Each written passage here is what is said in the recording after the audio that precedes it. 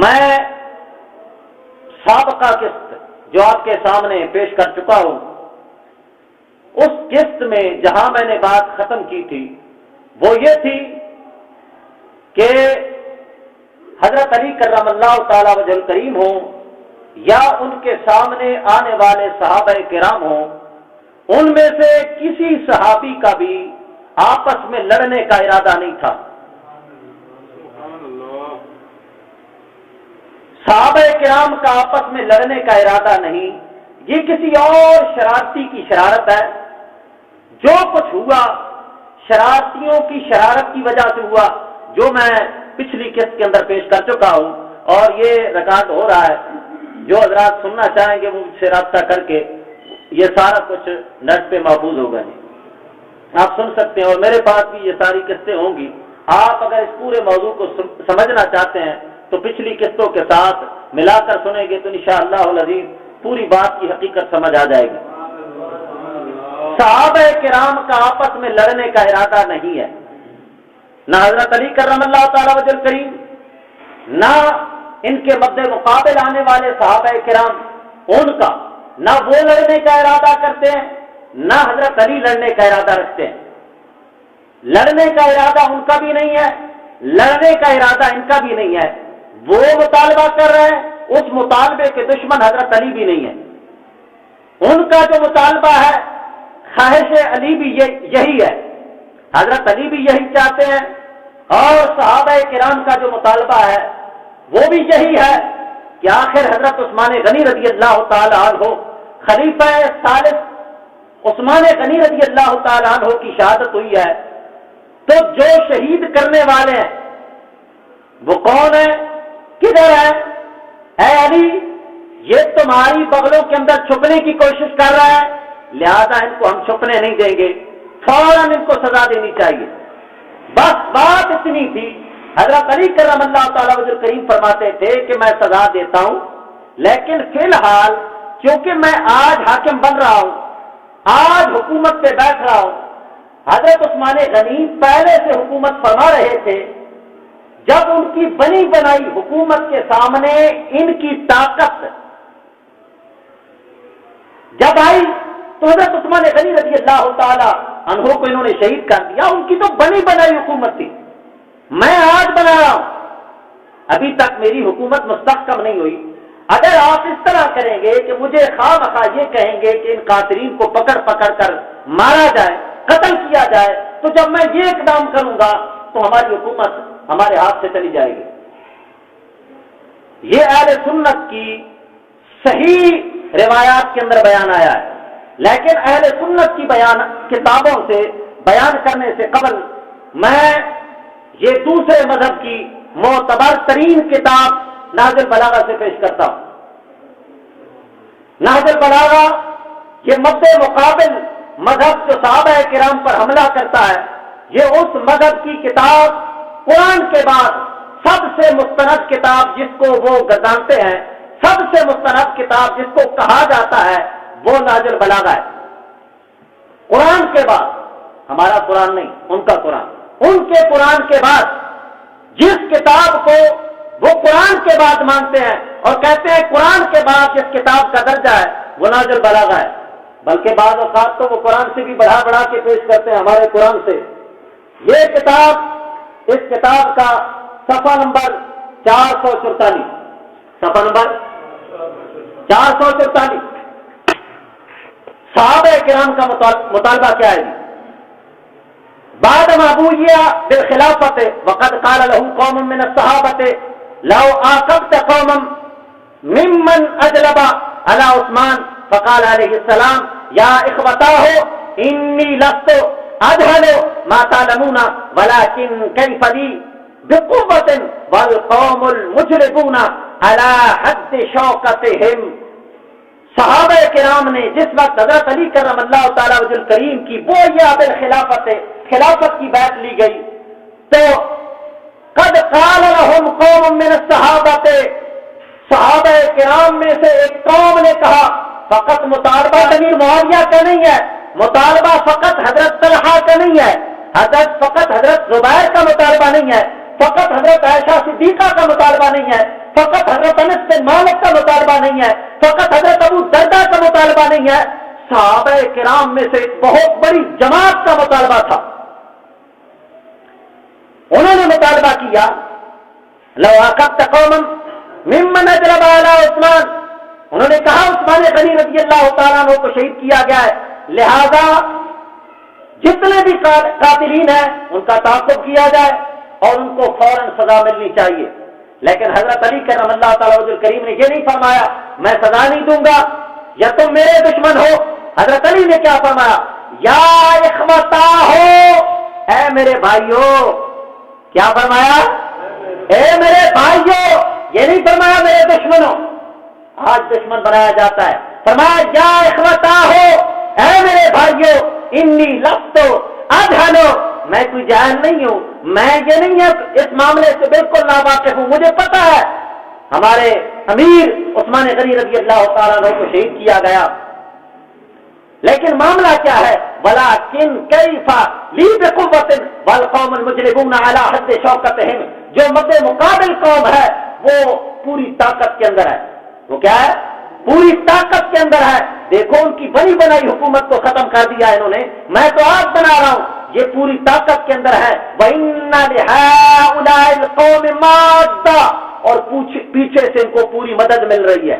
علی تھے نا، کوئی غافل تھوڑی تھے، وہ جانتے تھے کہ جو قتل کرنے کے لیے آئے ہیں پیچھے پوری یہود و نصارہ کی ایک جماعت کھڑی ہے، تو آپ نے فرمایا ان کو مدد بھی پیچھے سے مل رہی ہے اور یہ اس وقت قوت میں ہے، لہذا آپ تھوڑی دیر صبر فرمائیے، آپ فی الحال میری بات فرما لیں، میری حکومت کی طاقت بن جائے، جب میری طاقت بن جائے گی ان کو چھوڑا نہیں جائے گا، ان کو چھوڑا نہیں جائے گا، سزا ان کو ملے گی، لیکن اگر بالفرض آپ نے میری بات نہ کی، آپ میرے ساتھ لڑنے کے لیے آ گئے، میری آپ بات نہیں کرتے، میری حکومت کا ساتھ نہیں دیتے، تو پھر کیا ہوگا؟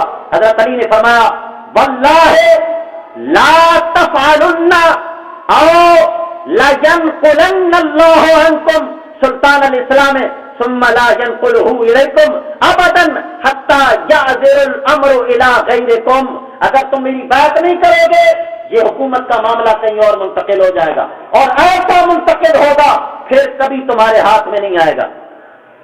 میں سمجھ رہا ہوں ٹھیک ہے تمہارا مطالبہ بالکل حق برحق ہے، حضرت عثمان غنی رضی اللہ تعالیٰ عنہ کے قاتلین کو سزا ملنی چاہیے، لیکن ابھی تک میں سمجھ رہا ہوں یہ سازشی کچھ اور سوچ رہے ہیں کہ یہ آپس میں لڑیں گے، جب آپس میں لڑ جگڑ کے یہ اس طرح ختم ہونے لگیں گے تو ہم مسلمانوں کے ہاتھوں سے حکومت کو چھین کر اپنے ہاتھ میں لے لیں گے، اور اس طرح یہ حکومت اسلام سے منتقل ہو کر یہود و نصارہ کے ہاتھوں میں چلی جائے گی۔ یہ حضرت علی کرم اللہ تعالی وجہ الکریم کا فرمان تھا، یہ آپ کا اجتہاد تھا، اور آپ کو ڈر اپنی جان کا نہیں تھا۔ حیدر کرار ہے، آخر شیر خدا ہے، ڈر اپنی جان کا نہیں ہے، ڈر حکومت کا ہے۔ اسلام کی حکومت اگر اسلام کے ہاتھوں سے یہود و نصارہ کے ہاتھ میں چلی گئی تو مسلمانوں کا کیا بچے گا؟ یہی حشر ہوگا جس طرح کہ آج تم دیکھ رہے ہو۔ تو حضرت علی کرم اللہ تعالیٰ وجہ الکریم یہ فرماتے تھے تھوڑی دیر آپ صبر فرما لیجئے، میری حکومت کو طاقت بننے لیں، میری حکومت کی جب طاقت بن جائے گی تو انشاءاللہ العزیز آپ دیکھیں گے قاتلین عثمان کا حشر کیا ہوتا ہے۔ بات سمجھ رہے ہیں؟ لیکن جو مد مقابل صحابہ کرام تھے وہ فرماتے تھے کہ جب تک قاتلین عثمان کو سزا نہیں ملتی اس وقت تک ہم بیعت نہیں کرتے، یہ ان کا اجتہاد ہے۔ اگرچہ حضرت علی کرم اللہ تعالی وجہ الکریم کا جو اجتہاد تھا وہ صواب تھا، اور مد مقابل جو صحابہ کرام تھے ان میں ہماری مومنوں کی ماں حضرت عائشہ صدیقہ بھی ہیں، جیسے صحابہ کرام بھی موجود ہیں، ان کا اجتہاد اگرچہ خطا تھا لیکن ایسے خطا اجتہادی پر گناہ نہیں ملتا۔ بخاری کی روایت کے مطابق خطا اجتہادی پر بھی، کیونکہ وہ جو اجتہاد فرما رہے تھے اسلام کی خیر خواہی کے لیے فرما رہے تھے، اگرچہ اس کے اندر خطا ہو گئی ہے تو لیکن اس خطا پر گناہ نہیں ہوتا، حدیث مبارکہ کی روشنی میں الٹا ایک درجہ ملتا ہے۔ بخاری کی روایت کہتی ہے کہ جب دین کے سلسلے میں کوئی مجتہد اجتہاد کرتا ہے، اس کا اجتہاد غلط واقع ہو، خطا واقع ہو، اللہ تعالیٰ مجتہد کو ایک اجر عطا فرماتا ہے، اور اگر اجتہاد درست واقع ہو، ایک روایت میں 2 درجے اور ایک روایت میں ہے کہ اللہ تعالیٰ اس کو 10 نیکیاں عطا فرماتا ہے۔ حضرت علی کرم اللہ تعالیٰ وجہ کریم کا اگرچہ اجتہاد درست تھا لیکن دوسروں کا خطا تھا، لیکن اس خطا کی وجہ سے ان کو بھی پکڑا نہیں جا سکتا۔ آخر میں پہلے عرض کر رہا ہوں، یہ خون عثمان کا مطالبہ ہے۔ کس کا مطالبہ ہے؟ ذات کا جھگڑا نہیں تھا، جھگڑا حکومت کا نہیں تھا کہ فلاں کون ہے، وہ نہ بنے میں بنوں، یا یہ نہ بنے وہ بنے، اس طرح کا جھگڑا نہیں ہے۔ یہ کتوں کی طرح ہڈیوں پہ جھگڑنا یہ آج کے وحشیوں کا کام ہو سکتا ہے۔ وہ صحابہ کرام تھے، دنیا تو ان کے در کی لونڈی تھی، سمجھ آئی کہ نہیں ہے؟ وہ حکومت کے لیے نہیں لڑ رہے تھے، وہ مال کے لیے نہیں لڑ رہے تھے۔ آگے مد مقابل آنے والے جو صحابہ کرام ہیں وہ خون عثمان کا مطالبہ کر رہے ہیں، اور انہوں نے وہ روایات سامنے رکھی ہوئی ہیں جس طرح کہ پہلے میں مجموع الزوائد سے پیش کر رہا ہوں کہ اگر خون عثمان کا مطالبہ نہ کیا جاتا تو آسمان سے پتھر برستے۔ آخر امیر المومنین ہے، کوئی عام بندہ تو نہیں ہے، حضور کے داماد ہیں، حضور اکرم صلی اللہ تعالی علیہ وسلم کی 2 بیٹیاں ان کے نکاح میں ہیں، تو وہ اس ڈر سے مطالبہ کر رہے ہیں خون عثمان کا۔ لیکن حضرت علی کرم اللہ تعالیٰ وجہ کریم بھی انکار نہیں فرما رہے، فرماتے تھوڑی دیر میری حکومت کو مستحکم ہونے دیں، مضبوط ہونے دیں، انشاءاللہ العزیز کر لیں گے ان کا بھی۔ جب یہ باتیں ہوئی تو یہود و نصارہ نے جو درمیان میں سازشی تھے، عبداللہ ابن سبا اور اس کی تیار کردہ جماعت، انہوں نے کچھ ادھر ہو گئے کچھ ادھر ہو گئے، یہ سارا افراتفری کر کے انہوں نے ادھر سے ادھر اور ادھر والوں نے ادھر حملہ کر دیا۔ اس طرح حضرت علی کرم اللہ تعالیٰ وجہ کریم اور آپ کے ساتھ صحابہ کرام اور حضرت امیر حضرت عائشہ صدیقہ، حضرت طلحہ اور حضرت زبیر، وہ اور ان کے ساتھ صحابہ کرام، نہ یہ ان کو مارنے جا رہے ہیں نہ وہ ان کو مارنے آ رہے ہیں، فقط اس فتنے کو رفع دفع کرنے کے لیے وہ بھی آگے بڑھے، یہ بھی آگے بڑھے۔ درمیان میں جو قتل و غارت ہو رہا تھا یہ سارا کا سارا کون کر رہے تھے؟ سازشی گروپ کر رہا تھا۔ بات سمجھ رہے ہیں؟ نہ کہنا ادھر سے کسی صحابی نے ادھر صحابی کو شہید کیا، ادھر سے کسی صحابی نے صحابی کو شہید کیا، یا کرنے کا ارادہ رکھتا ہے، خبردار ایسی کوئی بات نہیں ہے۔ میں صحیح روایتوں سے پیش کر چکا ہوں، جب حضرت طلحہ رضی اللہ تعالیٰ عنہ کی شہادت ہوئی، حضرت علی کرم اللہ تعالیٰ وجہ کریم واپس آ رہے ہیں، دیکھا حضرت طلحہ شہید پڑے ہیں، حضرت علی کرم اللہ تعالیٰ وجہ کریم اپنی سواری سے نیچے اترتے ہیں، اترنے کے بعد حضرت طلحہ کو بٹھایا، وہ شہید ہو چکے تھے، فوت ہو چکے تھے، حضرت طلحہ نے کو حضرت علی نے بٹھایا اور کبھی چہرہ صاف کر رہے ہیں، کبھی داڑھی صاف کر رہے ہیں، اور فرماتے ہیں کاش علی اس سے 20 سال پہلے فوت ہو چکا ہوتا۔ علی کا نام مارنے والوں نے صحابہ کرام کو شہید کر دیا، نام علی کا، نعرہ علی کا، مارے صحابہ کرام جا رہے ہیں، یہ علی والے نہیں ہیں، یہ علی والے نہیں ہیں۔ حضرت علی فرماتے ہیں یار میرا نعرہ لگانے والوں نے صحابہ کرام کو شہید کر دیا۔ حضرت علی فرماتے ہیں کاش علی اس سے 20 سال پہلے فوت ہو چکا ہوتا۔ یہ بات صحیح ہے۔ اور دوسری سنیے، اس طرح کی بے شمار روایات ملتی ہیں جن کے اندر آتا ہے حضرت علی کرم اللہ تعالیٰ وجہ کریم نے دعا فرمائی کاش علی اس سے پہلے فوت ہو چکا ہوتا۔ حضرت امام بخاری، جن کی بخاری ہے، انہوں نے تاریخ الکبیر کے اندر ایک روایت کو نقل فرمایا کہ حضرت علی کرم اللہ تعالیٰ وجہ کریم جب جنگ صفین سے واپس آ رہے تھے، واپس آتے ہوئے حضرت علی کرم اللہ تعالیٰ وجہ کریم یہ فرما رہے تھے کاش علی کو ماں نے جنا ہی نہ ہوتا، کاش علی کو ماں نے جنا ہی نہ ہوتا، کاش علی اس سے پہلے ہی مر چکا ہوتا۔ میرے ہاتھ سے میرے نعرہ لگانے والوں نے مسلمانوں کو مار دیا۔ ثابت ہوا یہ خود مارنا نہیں چاہتے، یہ خود مارنا نہیں چاہتے۔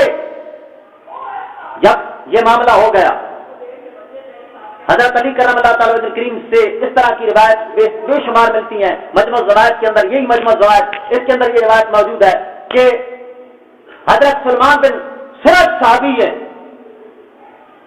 وہ حضرت علی کرم اللہ تعالیٰ وجہ کریم کا ساتھ نہ دے سکے تھے. ان جنگوں میں حضرت علی کا انہوں نے ساتھ نہیں دیا تھا. جب جنگیں ہو چکی حضرت سلمان بن سرد صحابی رسول رضی اللہ تعالیٰ عنہ وہ حضرت حسن پاک کے پاس تشریف لائے اور عرض کرتے ہیں اے حسن میں تمہارے باپ کا ساتھ نہیں دے سکا, ان جنگوں میں تمہارے باپ کا ساتھ نہیں دے سکا, تمہارے باپ سے معافی مانگنا چاہتا ہوں, آپ میری شفاعت فرمائیے, میں معافی مانگنا چاہتا ہوں. حضرت حسن پاک نے کیا فرمایا؟ آپ نے فرمایا فقال الحسن ما تصنع بهذا لقد رأيتني وهو يلوذ بي وهو يقول يا حسن ليتني مت قبل هذا ب20 سنة. فرمایا سلمان بن سرد تو علی سے معافی مانگنے جا رہا ہے کہ میں شریک کیوں نہیں ہوا. حضرت علی جو شریک ہوئے ہیں, حضرت حسن فرماتے ہیں میں نے خود سنا میرے والد فرماتے تھے اے حسن کاش علی اس سے 20 سال پہلے بہت ہو چکا ہوتا. علی تو خود جانے پر راضی نہیں ہے, تو نہ جانے پہ معافی مانگ رہا ہے. کل سمجھ آئی کہ نہیں ہے؟ وہ لڑنا نہیں چاہتے تھے, وہ جھگڑنا نہیں چاہتے تھے.